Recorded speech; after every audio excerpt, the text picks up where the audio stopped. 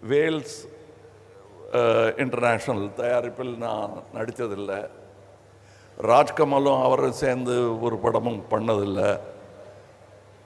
ஆனால் என்னையும் அவரையும் சேர்த்து பிணைக்கும் அந்த நட்பின் காரணம் என்ன?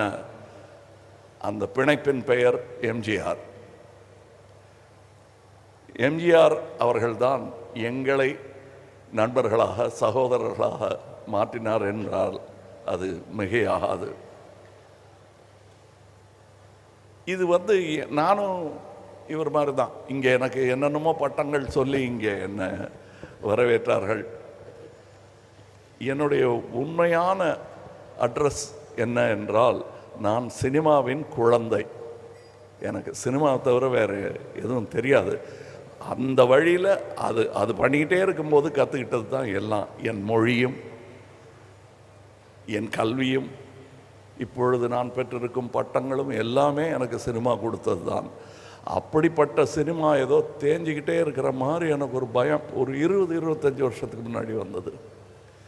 ஏன்னா 17 ஃப்ளோர்களுடன் கூடிய ஆசியாவிலேயே மிகப்பெரிய ஸ்டூடியோ என்று இருந்தது பார்த்து நான் எதிர் ஸ்டூடியோவிலேருந்து பொறாமப்பட்டிருக்கேன். சரவணன் சார்கிட்ட போய் சொல்லியிருக்கேன், ஏன் சார் நம்ம இன்னும் ஒரு 15-20 சொன்னால் நம்மது 20 ஃப்ளோர் வச்சோம்னா ஆசியாவிலே பெரிய ஸ்டூடியோ நம்ம ஸ்டூடியோ ஆகிடுமே அப்படின்னு சின்ன பையனாக இருக்கும்போது சொல்லியிருக்கேன். சரி நீ பார்த்துப்பியா அந்த 10 ஃப்ளோருன்னு கேட்டார். இப்போ அந்த பொறுப்பு சுஷ்மிதா அவர்களுக்கு இருக்கிறது. நீங்கள் பார்த்துக்க போகிறீங்க.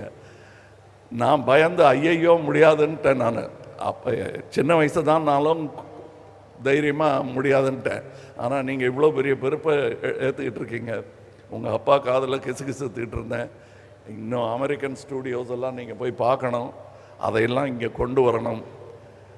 நான் பார்த்த அந்த 17ங்கிற அந்த நம்பரை தாண்டிட்டார், 20 போட்டார். இங்கே ஆசியாவின் மிகப்பெரிய ஸ்டூடியோ இன்று இங்கே இருக்கிறது. அது இங்கே இருப்பது நியாயம்தான். காரணம், இந்த பேன் இண்டியா மூவி என்பதை துவங்கியதே சென்னை தான். இங்கே எத்தனை படங்கள் எடுத்துக்கொண்டிருந்தார்கள் என்பது இதுதான் hub. Pan India film making hub என்றால் அது சென்னை தான்.